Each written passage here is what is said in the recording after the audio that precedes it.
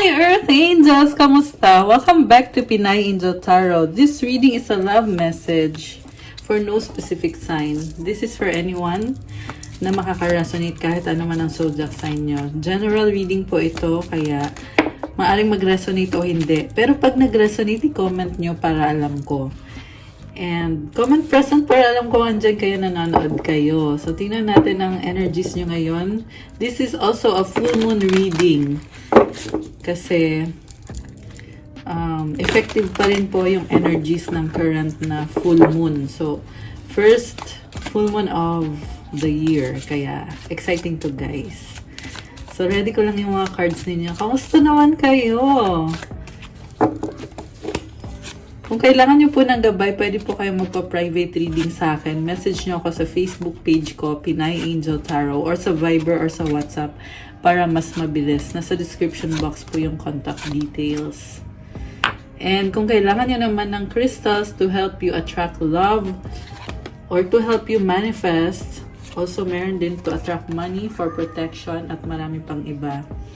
Message nyo ako. I just saw angel numbers 111. Kaya sobrang nakakatuwa. Ayan, i-message nyo ako sa Instagram ko for the crystals. I will tell you more later after na reading. Sa ngayon, tingnan natin yung unang cards na nakuha mo. Okay. Honor your loved one and you will notice your relationship becoming stronger. Parang pinapahalagahan mo ngayon yung taong kadil mo. And lalo yan gumaganda yung relasyon nyo kapag ino-honor nyo yung isa't isa, binibigyan nyo ng halaga yung taong kadil nyo. Look deeply within to discover your soul purpose in your relationships. Malalim tong connection na to guys. Parang ginagamit mo yung emosyon mo talaga. And baka soulmate mo itong taong to. Openness. Be open to accept divine guidance in your relationships. So, buksan mo din yung sarili mo para magkaroon ng gabay. Oh, 222. Ang daming angel numbers ngayon. Kaka-start pa lang. Kaya nakaka-excite. So, from the tarot, ang overall energy na nakuha mo is 5 of Swords. Problemado ka ngayon, parang iniisip mo na gusto mong ayusin kung anong meron kayo. Mukhang nagkaroon kayo ng misunderstanding ng taong yan. Kaya, nababother ka. Parang ang nangyari is, nagkaroon ng argument, panalo ka pero feeling mo pa rin talo ka. Ganon yung energy na to guys eh. Kaya hindi maalis sa isip mo. Ang focus mo ngayon is 4 of Cups.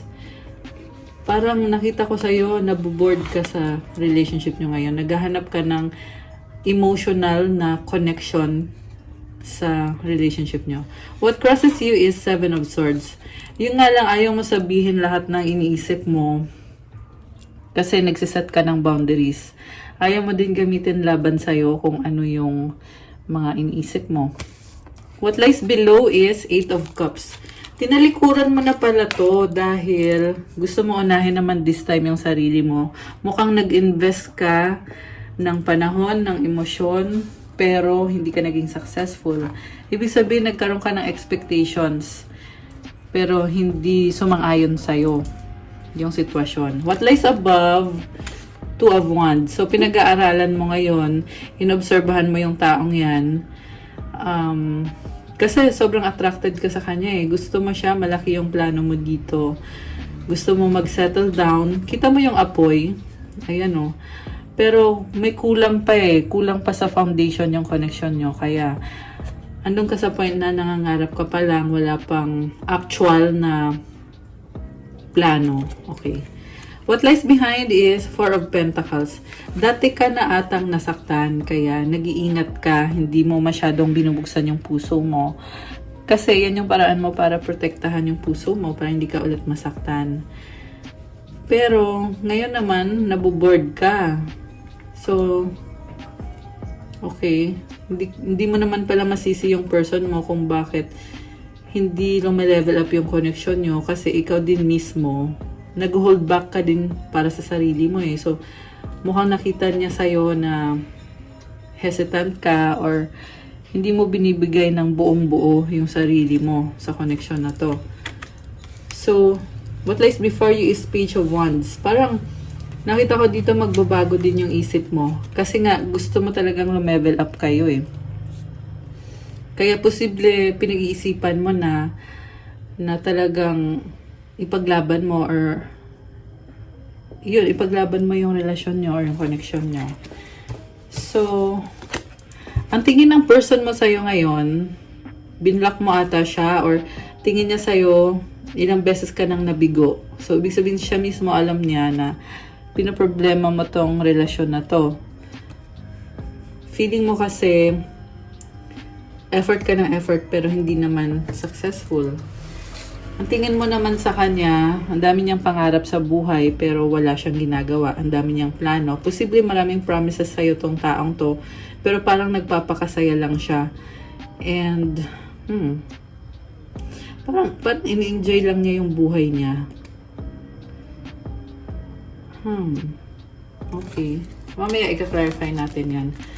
Yung mutual energies niya is 7 of Cups. Ang dami niyong iniisip, positive or negative. Kaya nagkukos ng fear, ng overthinking. At the same time, pinag-aaralan niyo kasi yung relasyon niyo. The outcome is High Priestess.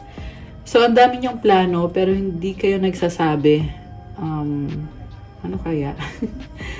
Parang palagi mong iniingatan kung ano yung plano mo. Pero, na-feel ko naman dito sa reading mo na talagang gusto nyo na mag-settle down. No? Ayaw nyo lang aminin or hindi nyo masabi sa person nyo. Mag-clarify tayo, guys. Gagamitin ko itong tarot deck na, wait, yung makulay.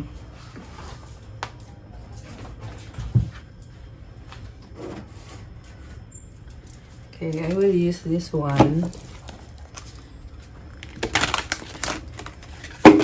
Shuffle ko lang, i-ready ko lang yung cards nyo.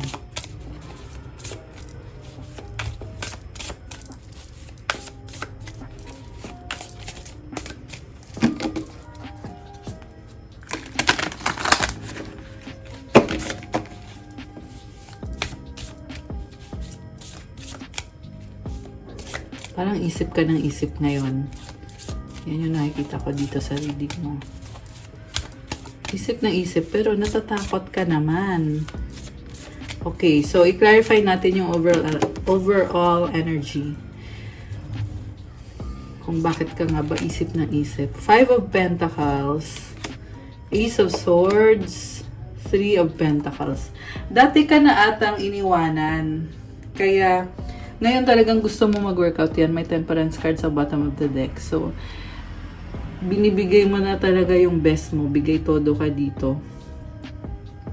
Parang iniisip mo na balang araw, magiging okay din ang lahat. Kaya ngayon, tinatry mo talaga. Oh, I just saw 808 angel numbers. So, ito na nga, parang feeling mo iniwan ka na dati. Kaya, pinag-aaralan mo ng mabuti. Parang gusto mo siguraduhin na this time hindi ka na maiiwan sa lamig. Ayan, ito ka oh. Kita mo bulag siya, pilay. Baka dati kang nabulag sa pag-ibig tapos iniwanan ka or hindi nag-workout. Kaya ngayon, nahihirapan ka magtiwala. Page of Pentacles, the Chariot, 5 of Wands.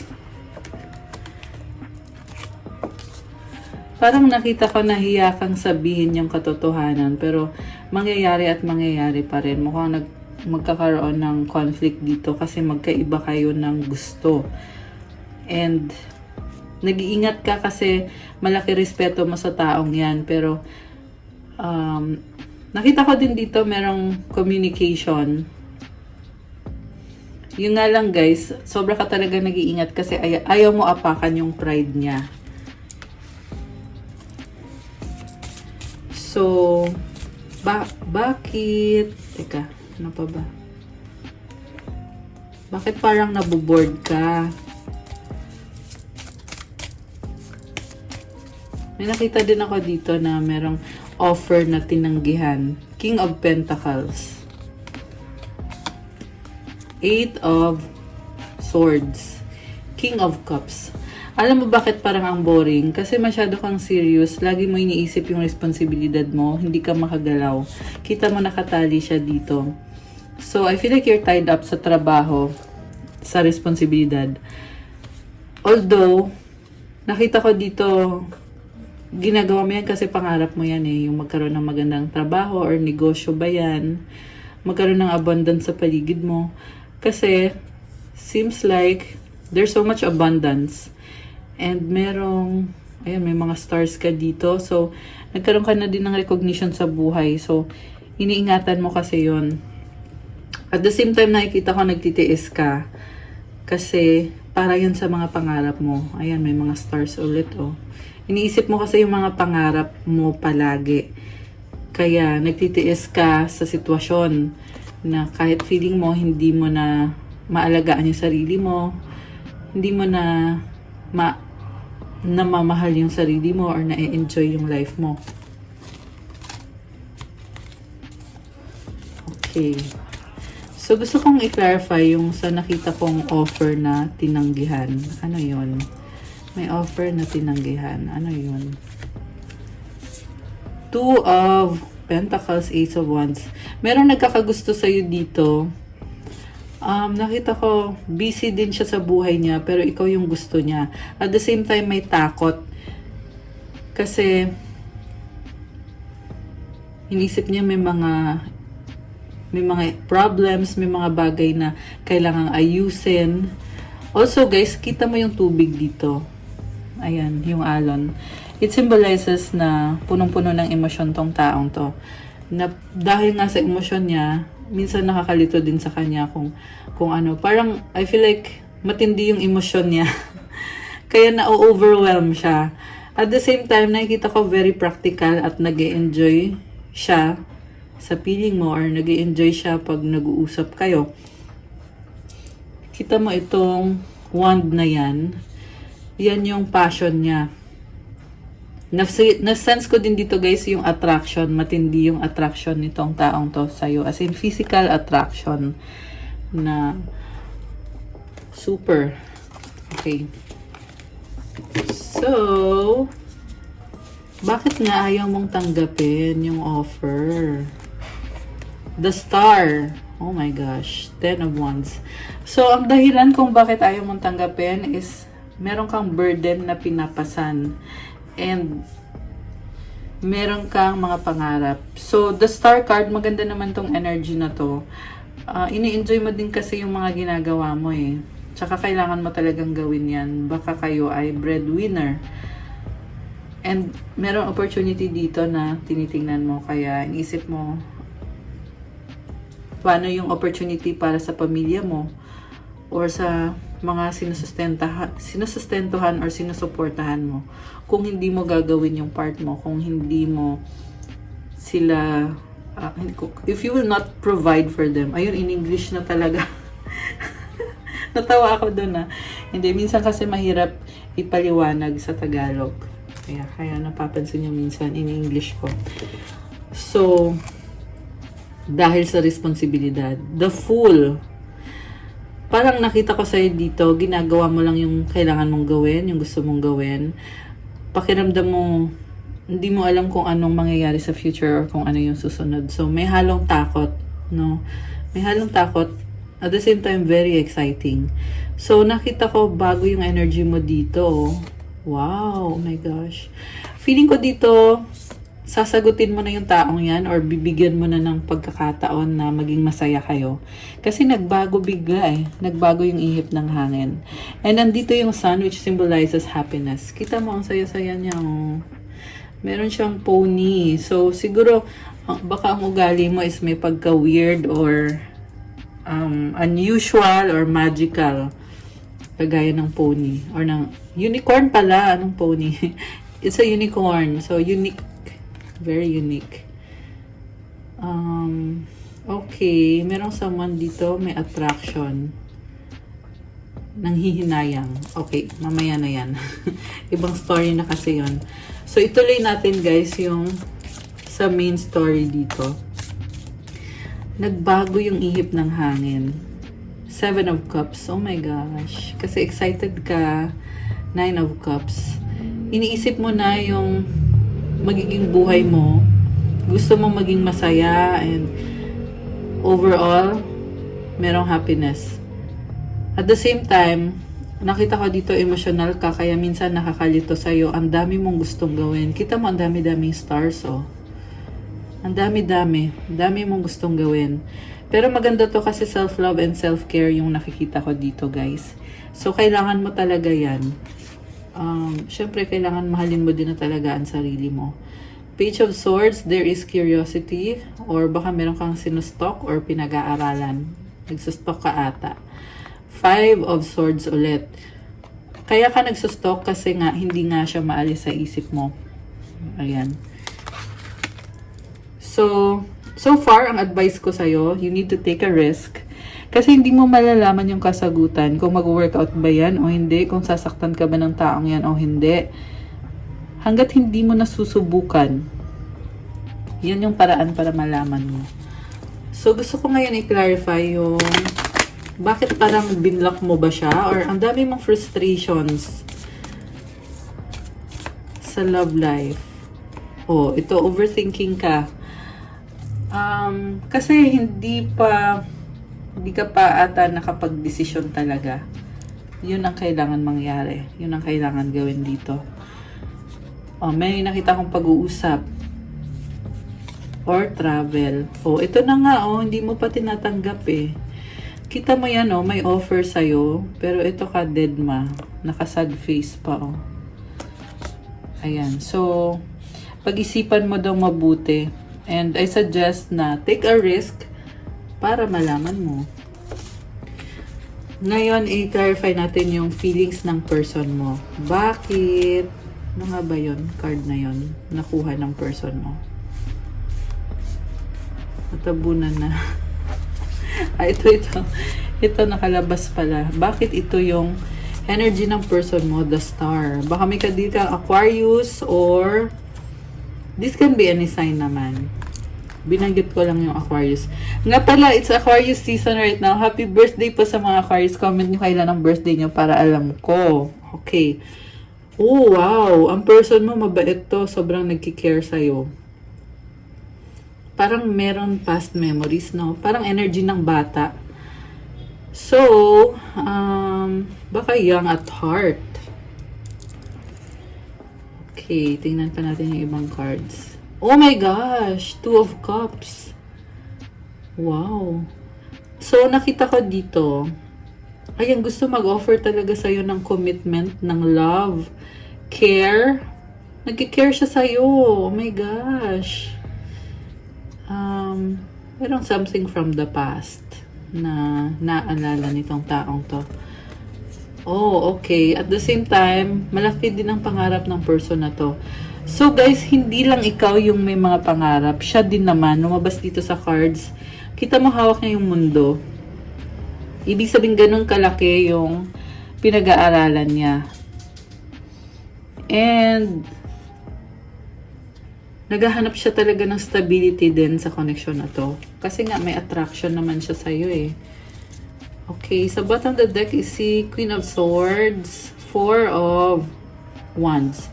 Parang dati nagkaroon siya ng ex na ikinasal ba siya dati or hindi nag-work out. Ayan, hindi nag-work out. Ayan, merong ex dito na lumabas. Okay. So, baka may trauma sa ex niya.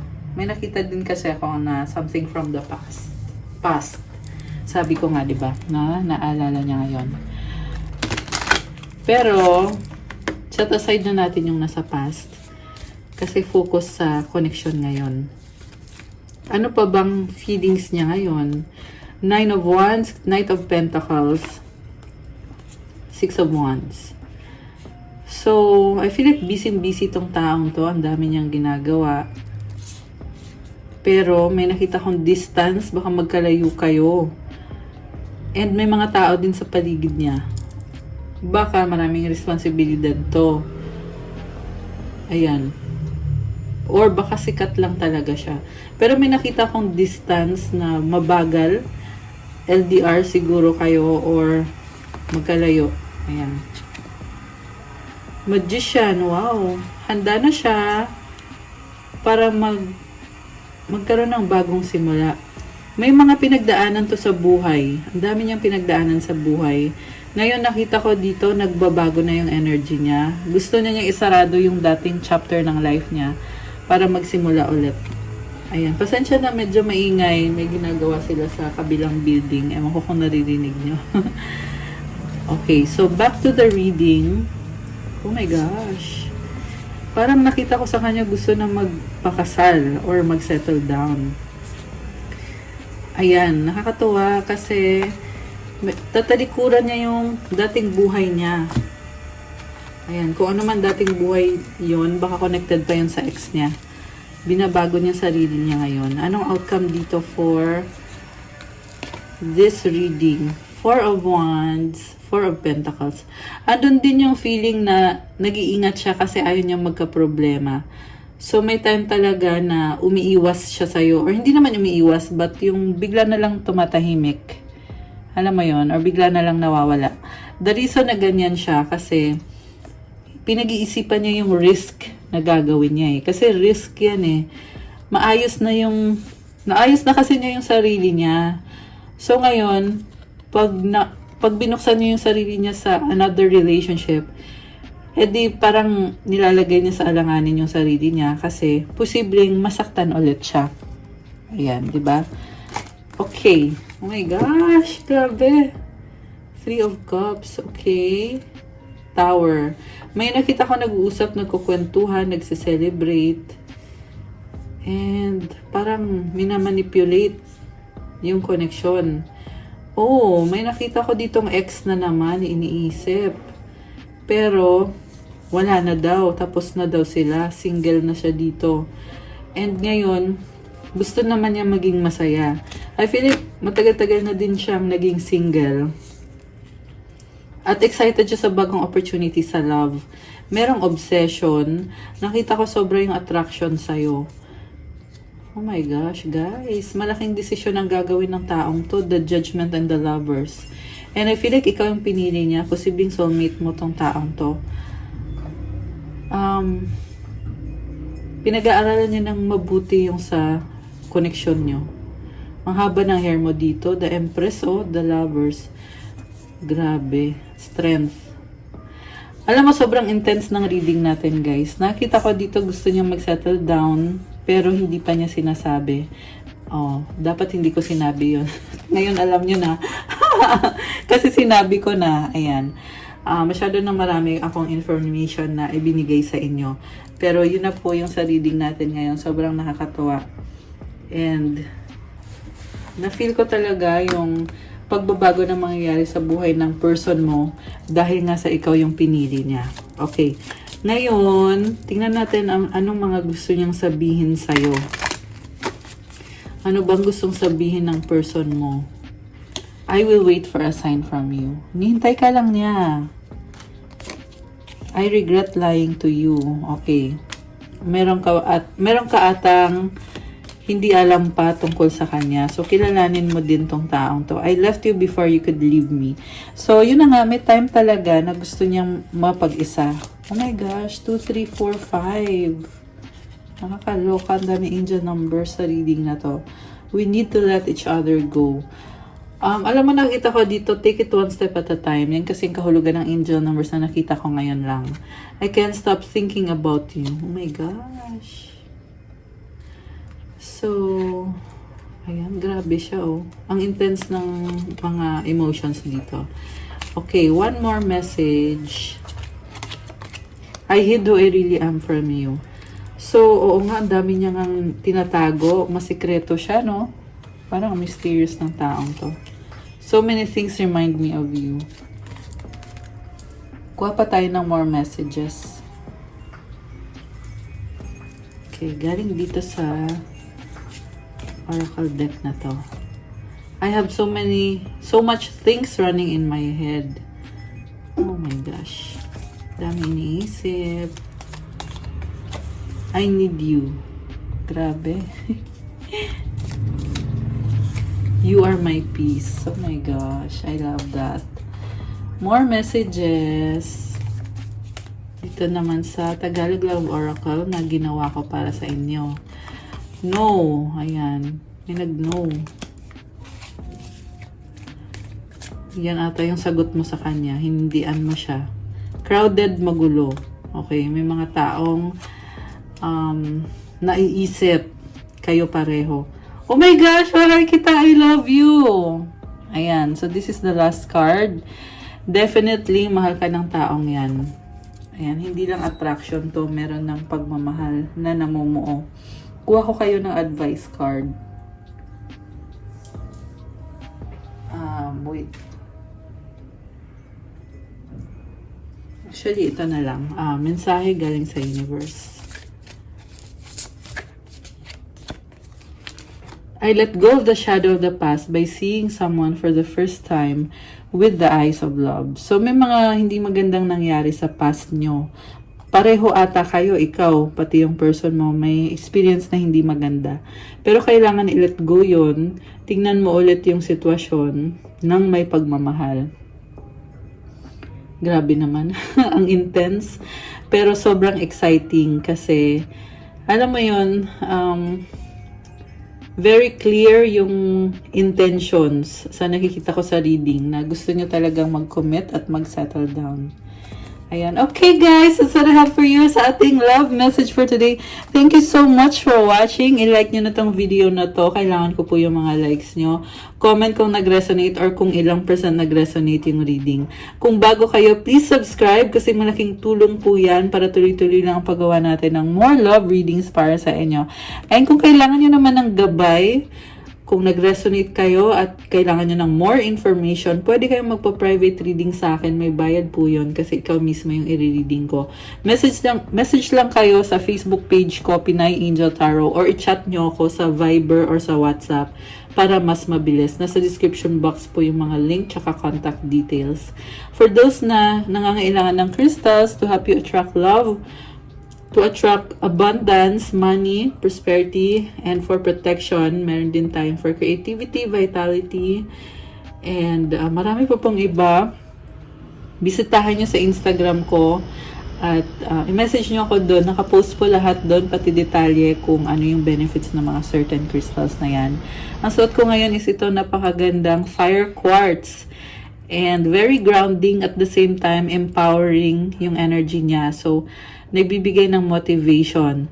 So, I will post tungkol dito sa crystals na to. Limited quantity. Kaya, kung gusto nyo nito, mag-message na kayo kaagad. Siyempre, meron tayong marami pang crystals like rose quartz. Meron din tayong mga protection crystals kagaya ng obsidian, tourmaline, black onyx, and merong emerald pa naman sa ngayon, pero message kayo kasi mabilis din na uubos. Merong carnelian, sardonyx.